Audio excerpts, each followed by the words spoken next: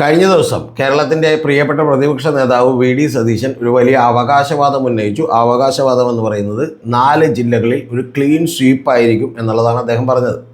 അപ്പോൾ അങ്ങനെ ഒരു സ്വീപ്പ് ഉണ്ടാകുമോ എന്നാണ് നമ്മുടെ വീഡിയോ ആദ്യം ചർച്ച ചെയ്യുന്നത്. അങ്ങനെ സ്വീപ്പ് ഉണ്ടായാൽ എത്രത്തോളം നേട്ടം UDF ഉണ്ടാകും എന്നുള്ളതാണ് ഏറ്റവും ആദ്യത്തെ കാര്യം.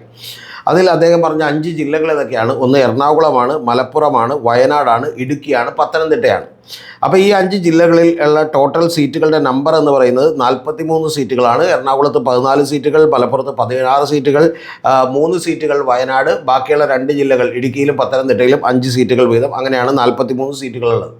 ആ 43 സീറ്റുകളിൽ യഥാർത്ഥത്തിൽ ഇപ്പോഴുള്ള അവസ്ഥ എന്താണ് എന്നുള്ളത് നമ്മളൊന്നും അറിയേണ്ടത്. അതായത് 2021 വലിയ തരംഗമാഞ്ഞു വീശി, LDF തരംഗമാഞ്ഞു വീശി 99 സീറ്റുകൾ കരസ്ഥമാക്കിയിട്ടുള്ള സമയത്ത് പോലും ആ മലപ്പുറം ജില്ലയിലെ അവസ്ഥ എന്താണെന്ന്, അതുപോലെ ഈ ജില്ലകളിലെ അവസ്ഥ എന്താണെന്ന് വെച്ചാൽ, ഈ ജില്ലകളിലെല്ലാം കൂടി 25 സീറ്റുകൾ ഇപ്പോൾ തന്നെ UDFൻ്റെ കയ്യിലാണ്. അതായത് 43-ൽ 25 എണ്ണം UDFൻ്റെ കയ്യിലാണ്.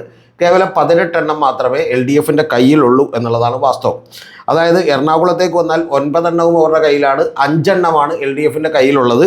ഞാൻ എൻ്റെ കണക്കുകൂട്ടൽ, എൻ്റെ പ്രവചനത്തിൽ തന്നെ ഞാൻ പറഞ്ഞിരുന്നു, കേവലം അത് 3 സീറ്റുകൾ, 11 സീറ്റുകൾ UDFന് ഇത്തവണ കിട്ടും, 3 സീറ്റുകളായി LDF എന്ത് ചെയ്യും, താഴും എന്നുള്ളത് ഞാൻ പറഞ്ഞിരുന്നു. അതിലൊന്നും വ്യത്യാസമില്ല. ആ 3 ഇപ്പം നിലവിലുള്ള 5 സീറ്റുകൾ എന്ന് പറഞ്ഞാൽ, ഒന്ന് കോതമംഗലമാണ്. അത് ആൻ്റണി ജോൺ നിരന്തരമായി ജയിച്ചുകൊണ്ടിരിക്കുന്ന ഒരു സീറ്റാണ്. കഴിഞ്ഞ തവണയും മത്സരിച്ചിട്ടുള്ള ഷിബു തെക്കുംപുറം തന്നെയാണ് മത്സരിച്ചിട്ടുള്ളത്. അദ്ദേഹത്തെ പരാജയപ്പെടുത്തിയതാണ്. ഷിബു തെക്കുംപുറത്തിനെതിരെ മാത്രം അവിടെ വലിയ തോതിലുള്ളൊരു വികാരമുണ്ട്. അതുകൊണ്ട് അദ്ദേഹം ഇത്തവണയും പരാജയപ്പെടാനാണ് സാധ്യത എന്നാണ് ഞാൻ വിചാരിക്കുന്നത്. രണ്ടാമത്തെ സീറ്റ് കളമശ്ശേരിയാണ്. കളമശ്ശേരിയിൽ പക്ഷേ ഇപ്പോൾ CPMൻ്റെ ജില്ലാ കമ്മിറ്റിയുടെ തന്നെ വിലയിരുത്തൽ വന്നേക്കുന്നത് 7000 വോട്ടുകൾക്ക് പുറകിലാണ് P. രാജീവ് എന്നുള്ളതാണ്. പക്ഷേ എൻ്റെ ഒരു വിശ്വാസം അദ്ദേഹം അവിടെ നിന്ന് ജയിക്കുമെന്നാണ്. അത് CPM വിലയിരുത്തിയേക്കുന്നത് അദ്ദേഹത്തിൻ്റെ വ്യക്തിപരമായ മികവിൽ അവിടെ നിന്ന് ജയിക്കാൻ കഴിയും എന്നുള്ളതാണ് വിചാരിച്ചേക്കുന്നത്. CPMൻ്റെ അവകാശവാദം 6 സീറ്റുകൾ പിടിക്കും, അതായത് നിലവിലുള്ള 5 സീറ്റുകൾ നിലനിർത്തും, കൂടാതെ തൃപ്പൂണിത്തുറ കൂടി അവർ പിടിച്ചെടുക്കുമെന്നുള്ളതാണ്. പക്ഷേ അത് നടക്കാൻ സാധ്യതയില്ല. അതുപോലെ തന്നെ കഴിഞ്ഞ തവണ നിലനിർത്തിയ ഒരു സീറ്റ് വൈപ്പിനാണ്. അത് ഇത്തവണ കിട്ടുമെന്ന് ഞാൻ വിചാരിക്കുന്നില്ല. പിന്നെ നമുക്കറിയാം കൊച്ചിയിൽ വലിയ കടുത്ത മത്സരമായിരുന്നു. അത് ഞാൻ കിട്ടില്ല എന്നാണ് എൻ്റെ പ്രേക്ഷകരോട് പറഞ്ഞിട്ടുള്ളത്. പക്ഷേ ഇത്തവണ അത് കിട്ടാനുള്ള സാധ്യതകളുണ്ട്. കാരണം മുഹമ്മദ് ഷിയാസിന് പ്രചരണം കൃത്യമായി നടത്താൻ കഴിഞ്ഞില്ല. കൂടാതെ അവിടെ ഒരു ലാറ്റിൻ കാത്തലിക്കിൻ്റെ കൺസോൾട്ടേഷൻ KJ മാക്സിക്ക് അനുകൂലമായി ഉണ്ടായിട്ടുണ്ട് എന്നാണ് ഞാൻ മനസ്സിലാക്കുന്നത്. കൂടാതെ അവിടെ ഷിയാസ് എങ്ങാനും ജയിച്ചു പോയാൽ പിന്നെ ഒരിക്കലും ആ സീറ്റ് കിട്ടില്ല എന്നറിയുന്ന ഡൊമിനിക് പ്രസൻറ്റേഷനൊക്കെ വലിയ തോതിലുള്ള പാരകൾ വെച്ചിട്ടുണ്ട് എന്നുള്ളതാണ് യാഥാർത്ഥ്യം. അദ്ദേഹമൊക്കെ തന്നെ പ്രചരണത്തിൽ പങ്കെടുത്തില്ല എന്ന് മാത്രമല്ല, മുഹമ്മദ് ഷിയാസ് അവിടെ പ്രചരണം നടത്താൻ വലിയ ബുദ്ധിമുട്ടിലായിരുന്നു. അദ്ദേഹം യഥാർത്ഥത്തിൽ ഈ പറയുന്ന കൊട്ടിക്കലാശം നടത്താൻ വേണ്ടി പോലും ആളുകൾ ഉണ്ടായിരുന്നില്ല. ലാസ്റ്റ് ആളുകളുള്ള സ്ഥലത്തേക്ക് പോവുകയാണ് ഉണ്ടായിട്ടുള്ളത് എന്ന് പറയുന്ന വിമർശനങ്ങളൊക്കെ ഉണ്ട്. അപ്പോൾ അത്തരത്തിൽ വലിയ പ്രതീക്ഷകൾ അവർക്ക് അവിടെ നഷ്ടപ്പെടുന്നു എന്നുള്ളതാണ്. അതുകൂടി കിട്ടിയാൽ 4 സീറ്റുകൾ കിട്ടും. ഞാൻ എറണാകുളത്ത് ഉറപ്പായും ജയിച്ചേക്കും എന്ന് വിചാരിച്ചിരുന്ന സീറ്റുകൾ എന്ന് പറയുന്നത് 2 സീറ്റുകളാണ് ഉണ്ടായിരുന്നത്. ആ 2 സീറ്റുകൾ എന്ന് പറയുന്നത്, ഒന്ന് ആൻ്റണി ജോണിൻ്റെ കോതമംഗലവും, രണ്ടാമത്തേത് തൃക്കാക്കരയുമാണ്. മൂന്നാമത്തേത് ഞാൻ വിചാരിച്ചിരുന്നത് പെരുമ്പാവൂർ പിടിച്ചെടുക്കുമെന്നാണ്. പെരുമ്പാവൂരിൽ മത്സരിക്കുന്നത് മനോജ് മൂത്തേട്ടനാണ്. കഴിഞ്ഞ തവണത്തെ അവിടുത്തെ MLA എൽദോസ് കുന്നപ്പള്ളിയാണ്. അദ്ദേഹത്തിന് സീറ്റ് കൊടുക്കാത്തതിൽ വലിയ പരിഭവമുണ്ട്. ഒരു തവണ എങ്ങാനും കോൺഗ്രസ്സുകാർ ജയിച്ചു പോയിട്ടുണ്ടെങ്കിൽ പിന്നെ ഒരിക്കലും ആ സീറ്റ് കിട്ടില്ല, തിരിച്ചു കിട്ടില്ലെന്നറിയാം. മരണം വരെ അവർ അവിടെ MLA ആയി തുടരുമെന്നറിയാം. അപ്പോൾ അതുകൊണ്ട് തന്നെ അവിടെ പരാജയപ്പെടുത്തേണ്ടത് ഏറ്റവും വലിയ അത്യാവശ്യം എന്ന് പറയുന്നത് ഈ പറയുന്ന എൽദോസ് കുന്നപ്പള്ളിയുടെയാണ്. അപ്പോൾ അദ്ദേഹം അതിനുവേണ്ടി പരിശ്രമിക്കും എന്നുള്ളതാണ് ഞാൻ വിചാരിക്കുന്നത്. അപ്പോൾ ഇത്തരത്തിൽ എറണാകുളം ജില്ലയിൽ ഇത്തരത്തിലുള്ളൊരു ക്ലീൻ സ്വീപ്പ് ഉണ്ടായില്ലെങ്കിൽ ഒരു 11 സീറ്റുകൾ വരെ മാക്സിമം വന്നിട്ടുണ്ടെങ്കിൽ UDFന് കിട്ടിയേക്കാം. അത് കൃത്യമാണ് ഈ പറയുന്ന വി.ഡി. സതീശൻ പറഞ്ഞത്. പക്ഷേ ക്ലീൻ സ്വീപ്പ് അല്ല, കാരണം ഒരു 11 സീറ്റുകൾ ചെറിയ മെച്ചപ്പെടലുകൾ ഉണ്ടായേക്കാം. ഇനി മലപ്പുറത്തിൻ്റെ അവസ്ഥ എന്താണ്? മലപ്പുറത്തിൽ കഴിഞ്ഞ തവണ തന്നെ 13, ഇപ്പം നിലവിലുള്ള അവസ്ഥയിൽ 13 സീറ്റുകൾ UDFനൊപ്പമാണ്. യഥാർത്ഥത്തിൽ കഴിഞ്ഞ തവണ CPMനും LDFനും 4 സീറ്റുകൾ ഉണ്ടായിരുന്നു 2021.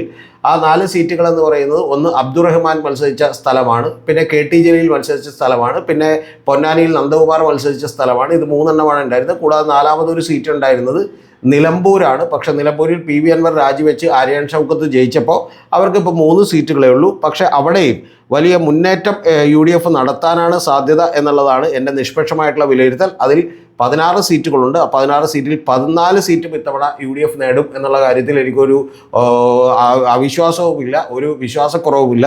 അതിൽ 2 സീറ്റുകൾ മാത്രമാണ് LDF നിലനിർത്താൻ പോകുന്നത്. ഒന്ന് KT ജലീലിൻ്റെ സീറ്റും അതുപോലെ തന്നെ ഒന്ന് പൊന്നാനിയുമാണ്. ഈ 2 കാര്യങ്ങൾ ഒഴിച്ചു വെച്ചിട്ടുണ്ടെങ്കിൽ വേറെ എവിടെയെങ്കിലും കിട്ടിയാൽ അത് ഭാഗ്യം എന്നുള്ളതേ നമ്മൾ വിചാരിക്കാറുള്ളൂ.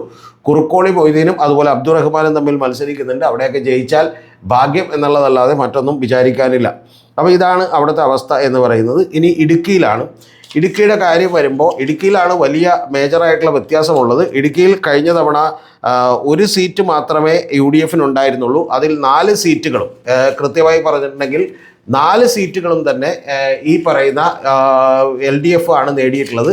പക്ഷേ ഇടുക്കിയിൽ ഇത്തവണ അത്തരത്തിലുള്ളൊരു വലിയ നേട്ടം ഇവർക്ക് ഉണ്ടാക്കാൻ കഴിയുമോ എന്നുള്ള കാര്യത്തിൽ എനിക്ക് സംശയമുണ്ട്. ആ ഇടുക്കിയിൽ 5 മണ്ഡലങ്ങളാണുള്ളത്. 5 മണ്ഡലങ്ങൾ വിശദമായി തന്നെ പരിശോധിച്ചാൽ ഒന്ന് പീരുമേടാണ്. ആ പീരുമേടിൽ വാഴൂർ സോമനാണ് മത്സരിക്കുന്നത്. ഇപ്പോൾ CPIയും ഒക്കെ അത്തരം എൻ്റെ നിഗമനങ്ങളിലേക്ക് എത്തിയിട്ടുണ്ട്. എന്ന് പറഞ്ഞാൽ വാഴൂർ സോമൻ മത്സരിച്ച് ജയിച്ചിട്ടുള്ള അവിടെ LDFിൻ്റെ സിറിയക് തോമസ് ആണ് മത്സരിക്കുന്നത്. അദ്ദേഹം പരാജയപ്പെടാനാണ് സാധ്യത. UDF ആ സീറ്റ് പിടിച്ചെടുക്കും എന്നുള്ള കാര്യത്തിൽ ഒരു സംശയമില്ല. ഉടുമ്പൻചോല MM മണി മത്സരിച്ചുകൊണ്ടിരുന്നതാണ്. അവിടെ KK ജയേന്ദ്രനാണ് മത്സരിക്കുന്നത്. അവിടെ അത് LDF നിലനിർത്തുമെന്നാണ് ഞാൻ വിചാരിക്കുന്നത്. അതുപോലെ ദേവികുളത്തും രാജ ആ സീറ്റ് നിലനിർത്താനാണ് സാധ്യത. അതേസമയം ഇടുക്കിയിലേക്ക് വരുമ്പോൾ റോഷി അഗസ്റ്റിനും ആ സീറ്റ് നിലനിർത്താനാണ് സാധ്യത. അവിടെ വലിയ റോയ് കെ പൗലോസുമായി വലിയ ഫൈറ്റ് ഉണ്ട് എന്ന് പറയുന്ന പ്രതീതിയൊക്കെ ഉണ്ട്. പക്ഷേ റോഷി അഗസ്റ്റിനെ നിലനിർത്തും. തൊടുപുഴ ഉറപ്പായിട്ടും PJ ജോസഫിൻ്റെ മകൻ അപ്പു ജോസഫ് തന്നെ ജയിക്കും. അങ്ങനെ വന്നിട്ടുണ്ടെങ്കിൽ ഈ 3 സീറ്റുകൾ LDF അവിടെ നിലനിർത്തും എന്നുള്ളത് തന്നെയാണ് എൻ്റെ വിശ്വാസമുള്ളത്. ഇനി അടുത്ത ആകെ ഉള്ളൊരു ജില്ല എന്ന് പറയുന്നത് പത്തനംതിട്ടയാണ്. പത്തനംതിട്ടയിൽ യഥാർത്ഥത്തിൽ നമുക്കറിയാം ഈ പറയുന്ന 5-ൽ 5ഉം തന്നെ കോൺഗ്രസ് LDF നേടിയിട്ടുള്ള ജില്ലയാണ്. യഥാർത്ഥത്തിൽ അതിൻ്റെ സ്വഭാവം വെച്ചിട്ട് അതൊരു UDF അനുകൂല ജില്ലയാണ്. ആ ജില്ലയിൽ ഏറ്റവും പ്രധാനപ്പെട്ട കാര്യം ഒന്നാമത്തേത് റാന്നിയാണ്. ആ റാന്നിയിൽ ഇത്തവണ പഴകുളം മധു അതുപോലെ പ്രമോദ് നാരായണൻ തമ്മിലാണ് ഏറ്റുമുട്ടുന്നത്. നമ്മുടെ റിസൾട്ടിൽ തന്നെ ഇട്ടത് പഴകുളം മധു ജയിക്കും എന്നുള്ളതാണ്. അപ്പോൾ അത്തരത്തിൽ UDF ആ സീറ്റ് ഒരുപക്ഷെ പിടിച്ചെടുത്തേക്കും. ഇനി കോന്നി MLA KU ജനീഷ് കുമാർ പരാജയപ്പെടും എന്ന് ആരെങ്കിലും പറഞ്ഞിട്ടുണ്ടെങ്കിൽ നമുക്കത് വിശ്വസിക്കാൻ പറ്റില്ല. ഒരു ക്ലീൻ സ്വീപ്പ് ഉണ്ടാവില്ല. കോന്നിയിൽ കൃത്യമായി പറഞ്ഞിട്ടുണ്ടെങ്കിൽ LDF ജയിക്കും. അത് ജനീഷ് കുമാർ തന്നെ ജയിക്കും. ആറന്മുളയിൽ വലിയ ഫൈറ്റ് നടക്കുന്നു. അഭിനവർക്ക് ജയിച്ചേക്കാമെന്നൊക്കെ പറയുന്നുണ്ട്. പക്ഷേ എൻ്റെ റീഡിങ്ങിൽ അവിടെ LDF തന്നെ ജയിക്കാനാണ് സാധ്യത. അതുപോലെ തിരുവല്ലയിലും മാത്യു ടി തോമസ് പരാജയപ്പെടാനുള്ള സാധ്യതകളില്ല. സാധ്യതകൾ എന്ന് പറഞ്ഞാൽ കടുത്ത മത്സരം ഇത്തവണ നേരിടുന്നുണ്ട്. അത് വർഗീസ് മാമനാണ്. വർഗീസ് മാമനും ഇതുപോലെ തന്നെ ഒരു മാർത്തോമ സഭയുമായിട്ട് വലിയ ബന്ധമുള്ള ഒരാളാണ്. അതുപോലെ അടൂരിലുള്ളത് അവിടെ പ്രിജി കണ്ണനാണ്. CV ശാന്തകുമാറുമാണ്. അത് UDF നേടാനാണ് സാധ്യത. എന്ന് പറഞ്ഞാൽ ടോട്ടൽ 5 എണ്ണം ഉള്ളതിൽ ഇപ്പം നിലവിൽ ടോട്ടൽ 5 എണ്ണം ഉള്ളതിൽ UDF 2 എണ്ണത്തിലേക്കും LDF 3 എണ്ണത്തിലേക്കും എത്തും. അപ്പോൾ ഏതാണ്ട് ഒരു ക്ലീൻ സ്വീപ്പ് ഒന്നും ഉണ്ടാകും എന്നുള്ളത് നമുക്ക് പ്രതീക്ഷിക്കാൻ പറ്റില്ല. പക്ഷേ ഇത് ആളുകൾ പറയുന്നത് കേൾക്കുമ്പോൾ ഇനി ക്ലീൻ സ്വീപ്പ് ഉണ്ടായാൽ പോലും ഒരു 18 സീറ്റുകളാണ് നേടാൻ കഴിയുക എന്നുള്ളതാണ് യാഥാർത്ഥ്യം. ഇത് ഇത്തരത്തിൽ ഞാൻ പറയുന്നത് ഒരു 25 സീറ്റുകളിൽ നിന്ന് സീറ്റുകൾ ഇമ്പ്രൂവ് ചെയ്യും. ഒരു 30, 32, 33 സീറ്റുകളായിട്ട് ഇമ്പ്രൂവ് ചെയ്യും എന്നുള്ള കാര്യത്തിലൊന്നും സംശയമില്ല. അതിനും അപ്പുറത്തേക്ക് യാതൊരു വിധത്തിലുള്ള ക്ലീൻ സ്വീപ്പും ഇത്തരം മണ്ഡലങ്ങളിൽ ഉണ്ടാകാൻ പോകുന്നില്ല. അത്തരത്തിലുള്ളൊരു വലിയ തരംഗമോ വികാരമോ ഇല്ല എന്നുള്ളതാണ് യാഥാർത്ഥ്യം.